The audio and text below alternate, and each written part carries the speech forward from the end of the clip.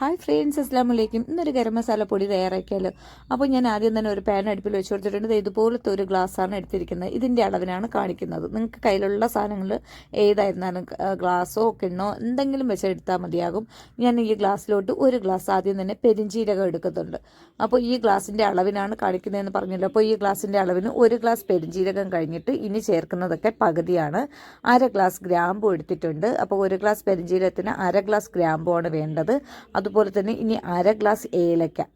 അപ്പോൾ ആദ്യം പെരിഞ്ചീരകമാണ് നമ്മൾ കൂടുതൽ എടുത്തിരിക്കുന്നത്. കൂടുതലാണ് പെരിഞ്ചീരകം ചേർക്കേണ്ടത്, എന്നാലേ കൂടുതൽ ഒരു മണവും ടേസ്റ്റും കാണുള്ളൂ. അപ്പോൾ ഗ്രാമ്പും ഏലക്കയും അര കാണിച്ചു.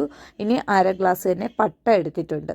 അപ്പോൾ ഈ 3 ഐറ്റം ചേർത്ത് കൊടുത്തിട്ടുണ്ട്. ഇനി നമുക്ക് വേണ്ടത് സ്റ്റാറാണ്, അതായത് തക്കോലം ഒരു 4 5 ചെറിയ 4 5 ഇതുപോലത്തത് 4 5 ചേർത്ത് കൊടുക്കുക. അപ്പോൾ ഇത് ഇത്രയും മതിയാകും. ഞാൻ ഗരം മസാലയിൽ സാധാരണ ഇത് ഇത്രയും മാത്രമാണ് ചേർക്കുന്നത്, വേറെ ഒന്നും തന്നെ ചേർക്കാറില്ല. ഗരം മസാല പൊടിയായിട്ട് തയ്യാറാക്കി വെക്കുമ്പോൾ ഫ്ലെയിം കുറച്ച് വെച്ച് ഇതുപോലെ ഒന്ന് വറുത്തെടുക്കണം. അപ്പോൾ നമ്മുടെ പട്ട കുറച്ച് വലിയ പീസൊക്കെ ചെറിയ രീതിയിലൊന്ന് ആക്കിയിട്ട് കൊടുക്കുക. പെരിഞ്ചീരകം ഒരു ഗ്ലാസ് എടുക്കുമ്പോൾ എല്ലാം അതിൻ്റെ പകുതി എടുക്കുക. പിന്നെ സ്റ്റാർ ചേർക്കണമെന്ന് നിർബന്ധമില്ല, ചേർക്കുകയാണെങ്കിൽ ഒരു 4 5 ചെറുത് ചേർത്ത് കൊടുക്കുക. ഇത് ഇത്രയും ചേർത്തിട്ട് ചെറിയ ഫ്ലെയിമിൽ വെച്ച് ഒന്ന് ചൂടാക്കി എടുക്കുക. നല്ലതുപോലെ ചൂടാക്കണം. നിങ്ങൾക്കിനി ഇത് ചൂടാക്കി പൊടിക്കാൻ താല്പര്യമില്ല എന്നുണ്ടെങ്കിൽ ഇത് അത്രയും ഒരു പ്ലാസ്റ്റിക് കവറിലോട്ട് ആക്കിയിട്ട് ഒന്ന് ഫ്രിഡ്ജിൽ വെക്കുക. വെച്ചതിന് ശേഷം ഒരു അരമണിക്കൂർ 3/4 മണിക്കൂറോളം വെച്ചതിന് ശേഷം അതിനടുത്ത് മിക്സിയുടെ ജാറിൽ ഇട്ട് കൊടുത്താൽ നല്ലതുപോലെ പൊടിഞ്ഞ് കിട്ടുന്നതായിരിക്കും. അത് പക്ഷേ ആ പൊടി ഫ്രിഡ്ജിൽ തന്നെ സൂക്ഷിക്കണം. ഒരു 6 മാസത്തോളം കേടൊന്നും വരാതെ ഇരിക്കും. ഈ വറുത്തെടുക്കുന്ന സാധനം നമുക്ക് പുറത്ത് വയ്ക്കാം, അതും ഒരു 6 മാസത്തോളം ഇരിക്കുന്നതായിരിക്കും. ഇതിപ്പോൾ ഞാൻ അധികം അങ്ങ് തോന അളവിലൊന്നും പൊടിച്ചു വയ്ക്കില്ല. എന്തായാലും ഇതിൻ്റെ മണമൊക്കെ എത്ര ആയിരുന്നാലും നമ്മൾ സൂക്ഷിച്ച് വെച്ചിരുന്നാലും ചെറിയ മണത്തിന് വ്യത്യാസം വരുന്നതുകൊണ്ട് ഞാൻ ഇത് ഏതാണ്ട് എനിക്കൊരു 1-2 ആഴ്ചത്തേക്കുള്ള സാധനമാണ് ഈ തയ്യാറാക്കുന്നത്. അപ്പോൾ അത് കഴിയുമ്പോൾ ഞാൻ വീണ്ടും ഫ്രഷായിട്ട് തയ്യാറാക്കി എടുക്കുകയാണ് ചെയ്യുന്നത്.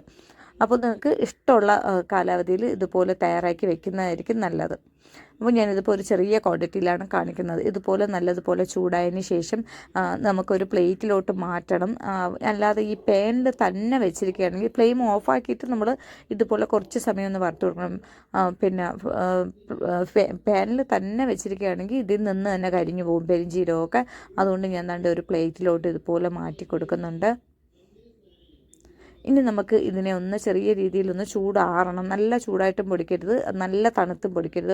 ഇളം ചൂടുള്ളപ്പോൾ ഒന്ന് പൊടിച്ചെടുക്കണം. ഇതുപോലെ ഒന്ന് വെച്ച് കൊടുത്തതിന് ശേഷം ഇനി ഞാൻ ഒരു മിക്സിയുടെ ജാറിൽ ഒട്ടും തന്നെ വെള്ളമില്ലാതെ പിന്നെ ഒന്ന് എടുത്തിട്ടുണ്ട്. നല്ലതുപോലെ വെള്ളമൊക്കെ ഒന്ന് തുടച്ച് മാറ്റിയിട്ടാണ് ഞാൻ എടുത്തിരിക്കുന്നത്. ഇനി ഇത് ഒരു സ്റ്റെപ്പിനുള്ള അളവേ ഉള്ളൂ. ഇതെല്ലാം കൂടി ഒരു സ്റ്റെപ്പിൽ ഇതിലോട്ടിട്ട് നല്ലതുപോലെ ഒന്ന് പൊടിച്ചെടുക്കണം.